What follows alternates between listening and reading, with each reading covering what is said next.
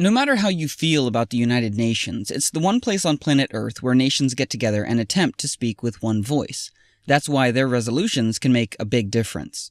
So when people all around the world see that approximately 40% of the UN Human Rights Council resolutions were against just one country, most of us would assume that country must be a really bad place. Perhaps ruled by, say, a genocidal dictator who kills his own people, or maybe a tyrant continually threatening to annihilate another country.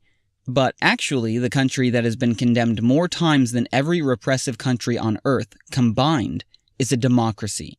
The only viable democracy in the Middle East, Israel. And with these repeated resolutions against Israel, it's easy to see why so many in the international community perceive Israel as a major cause of world problems. But are all these resolutions really justified?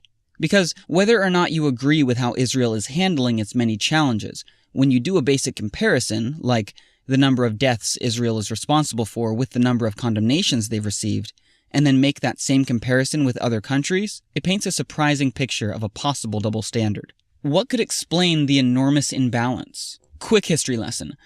In 1975, Cuba needed to gather support in order to take down the biggest democratic superpower dominating the global schoolyard, the United States. Seeing how the UN was mostly controlled by the democratic superpowers, Cuba, along with other communist nations, finally found a way to even the playing field, because it just so happened that, at the same time, a number of Muslim countries were looking for new, creative ways to gang up on Israel.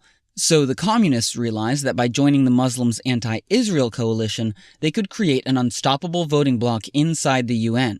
Because with every resolution they passed against Israel, they simultaneously discredited Israel's ally, the United States. So in 1975, the newfound communist Muslim voting bloc spearheaded the passing of a UN resolution that officially stated, "Zionism is a form of racism." Yes, Zionism.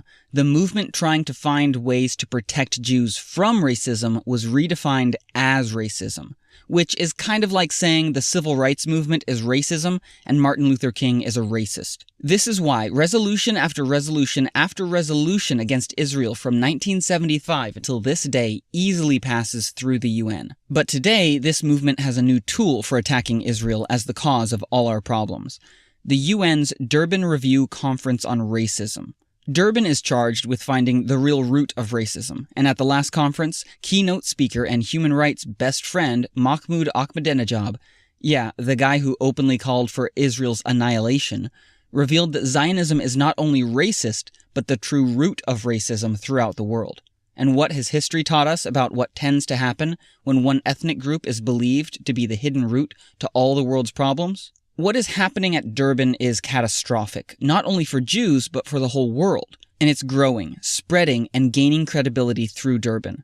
In fact, this year, representatives from over 140 different countries will descend on New York City for Durban as speakers work to convince them about the secret Jewish cause to worldwide racism. Let's learn from history and this time act before false accusations lead to violence. We cannot leave this message unchallenged. We need your help.